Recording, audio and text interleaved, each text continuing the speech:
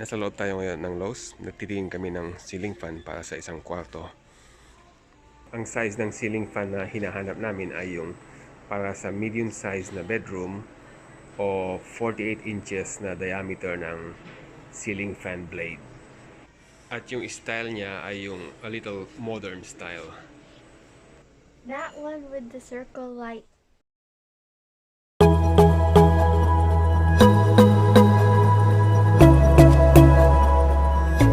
So dito sa kwarto na ito, dito ko ilalagay yung ceiling fan na nabili namin.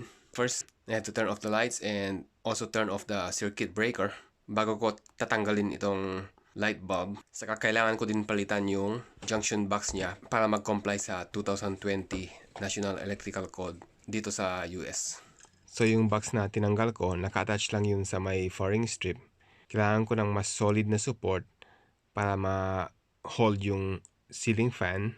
At the same time, ang access ko lang ay yung 4-inch na butas dun sa may ceiling.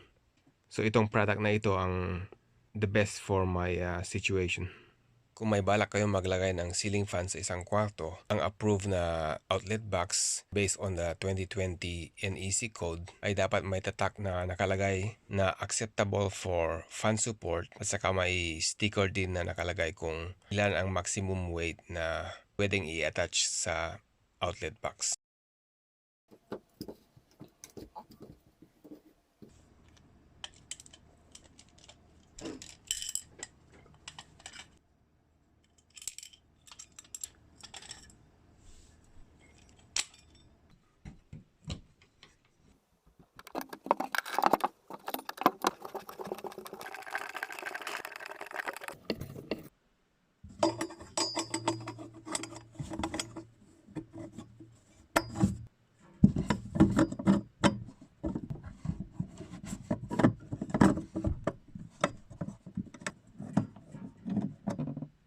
Okay, so ready na itong box. Wellsboro from Harbor Bridge. So ito yung blade niya. There's two colors. One is wood grain and the other one is brown. Okay, so ito munang ilagay ko.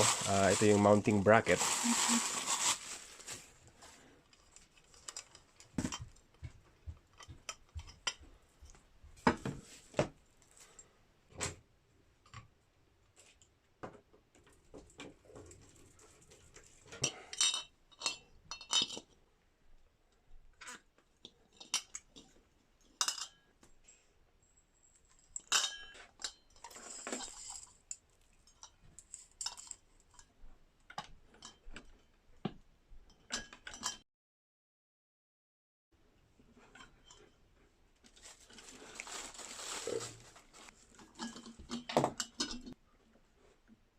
Ikabit na ito.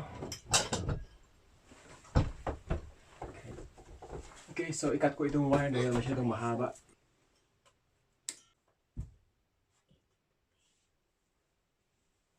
Ito yung ginamit kong connector para sa pag-splice ng wire doon sa may ceiling fan. It's a Wago lever connector. Ang maganda dito is pwede mong gamitin yung solid wire saka stranded wire on the same connector.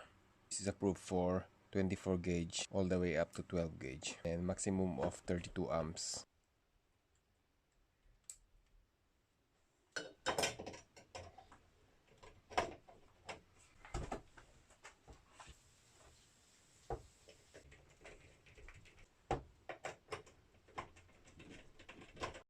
Okay, assemble natin yung fan blade.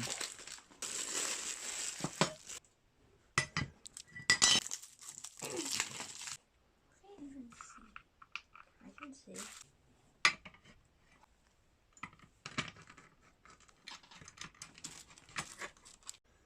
Itong side na ito ang facing down. Ito yung back side niya.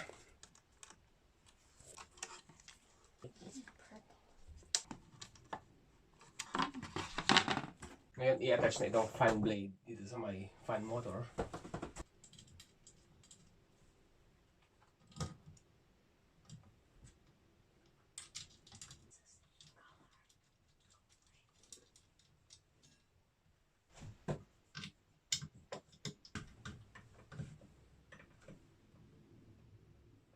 Next is yung adapter plate.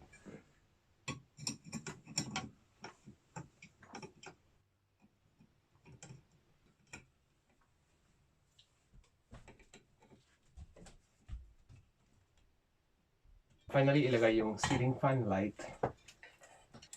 I-connect lang ito. And let it click.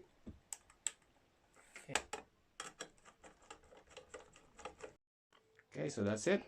Nailagay ko na ito. So the circuit breaker is on.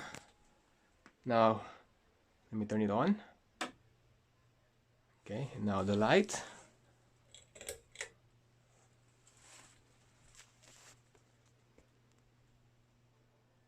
Okay, so there you go. That's our new fan. Thanks for watching. Please like, comment, share, and subscribe.